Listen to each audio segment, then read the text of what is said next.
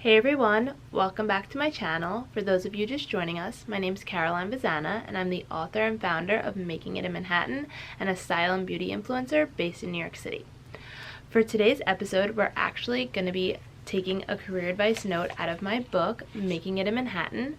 In chapter 5, I talk about how to build a brand on social media. So today, we are going to go through some of those tips and tricks to help you build your brand on social media and stand out from the crowd. My first tip to building a brand using social media is consistency is key. I know it can be hard if this is your side hustle. Maybe you have a full-time job right now and you're dying to go out on your own and build your own brand. I know that's how I was when I was working at InStyle 2.5 years ago, and then I quit my full-time job to do this. So it can be hard to be consistent, but even if it's posting every other day, 3 to 4 times a week, or like me, every single day, try to be consistent. Try to come up with a schedule, stick to the schedule, and post, as often as you can. Be as open as possible. I think in the world we live in with social media, people want to really feel like they can connect with us, like they know us. So I think the more open you can be on your channel or on your page or on your feed, I think the better. Also, posting on stories, I cannot stress that enough. I think posting regularly on stories as much as you can, along with your timeline posts or your in-feed posts, is just so important. And then in terms of being consistent, also figuring out your theme. For me, I'm really into fashion, beauty, lifestyle around New York City, but what's your message? What's your brand message? Are you into fitness? Are you into food? I think I sometimes will look at a page and I see a picture of food, and then I see a picture of your dog and a picture of your boyfriend and then an outfit picture. But I think it's really important to figure out what your theme is, who you are, stay consistent and true to that, because I think that'll give your followers something to come back to. It'll give them an idea of who you are, and ultimately will help you gain more followers because you'll attract people of the niche that you're promoting. Fashion, beauty, lifestyle, people who want to move to New York. I think that's what my following is really made up of.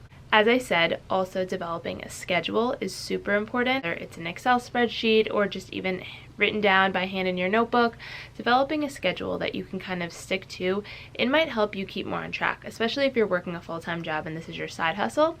Writing down a schedule might really help you stick more to it, create goals, set out goals for yourself, trying to gain, X amount of followers within a month, and I'm going to try to do this many posts a month to try to gain that followers and engage this much, etc. I think creating a schedule and trying to work off that schedule and sticking to it is super helpful. Another tip I have for growing your brand on social media is keeping your colors cohesive. It might sound silly, but I think it's super important to keep your feed very cohesive. Your feed and all of your posts, I say, are like the pages of a book, and you want them to all tell the exact same story. So for me, my feed is very, very colorful, oversaturated. If you don't follow me, my handle's at @cvazana. I'll link it below. But maybe you're more faded, maybe you're more black and white, maybe you like neutral tones, or maybe your feed has a little bit of a hint of pink to every picture. Figure out what that theme is so that you can keep your feed cohesive and consistent. One of the biggest things to attracting and growing a brand and getting followers is people want to know what they can expect when they come to your page.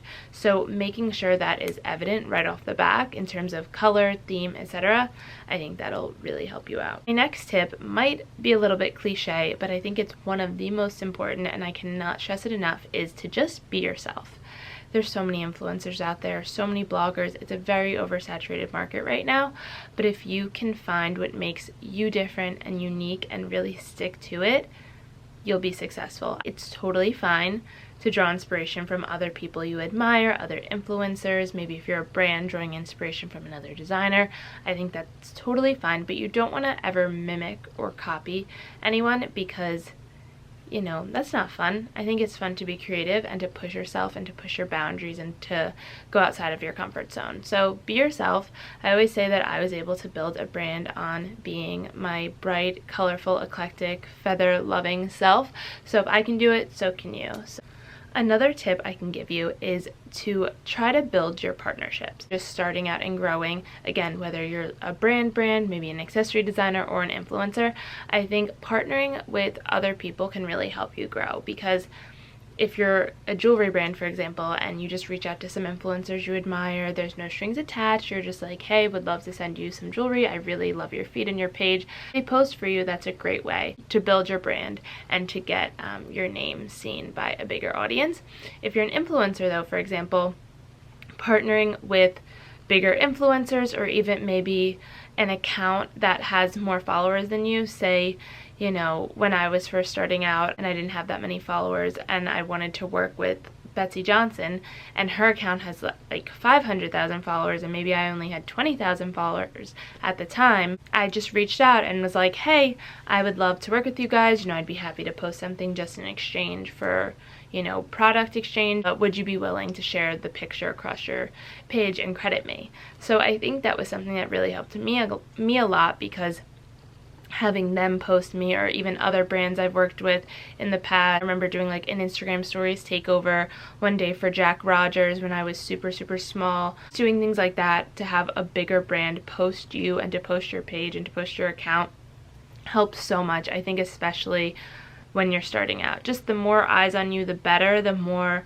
you know, people coming across your page, it's so hard to grow. So the easiest way I think to grow is if a bigger brand is maybe reposting you, and then once you do gain in those new followers, engaging with them, posting some fun facts about yourself, getting them to, you know you better. I think that's a good way to keep the followers, because sometimes you could gain a bunch of followers from something and then they could fall out. And then finally, my last tip to building a good, strong brand across social media is to align everything. So obviously Instagram is very important right now, but make sure you're still focusing on Pinterest, Twitter, Facebook, YouTube, and align all of your social medias. Make sure that they all look cohesive. One should Google you and your Twitter pop up. Make sure that it is still as professional, clean, and has the same theme and everything as your Instagram or your blog or your YouTube. Make sure that you're aligned across every single platform, so that no matter what, you are out there, you're promoting your brand, you are being seen by other people. I cannot stress that enough. I think when I was first starting out, I definitely focused on Instagram a bit more, and then finally fell into YouTube now, and Pinterest and Twitter, which I think it's just so important to be active and having your brand seen across every single platform there is out there. And believe me, I know this can sound overwhelming, but it really does get easier with time if you stick to all of these tips I just shared and keep growing your brand, figure out your brand message, and stay true to yourself. You will grow, you'll be successful, and it will get easier. It feels very stressful and overwhelming in the beginning. I know I used to be extremely overwhelmed all the time, but eventually, once you know your niche and you know your brand message, you will never second guess yourself again. So thanks so much for tuning in. Hope you enjoyed this video. Make sure to subscribe and feel free to leave me a comment of any other career advice topics you might want me to cover. See you soon.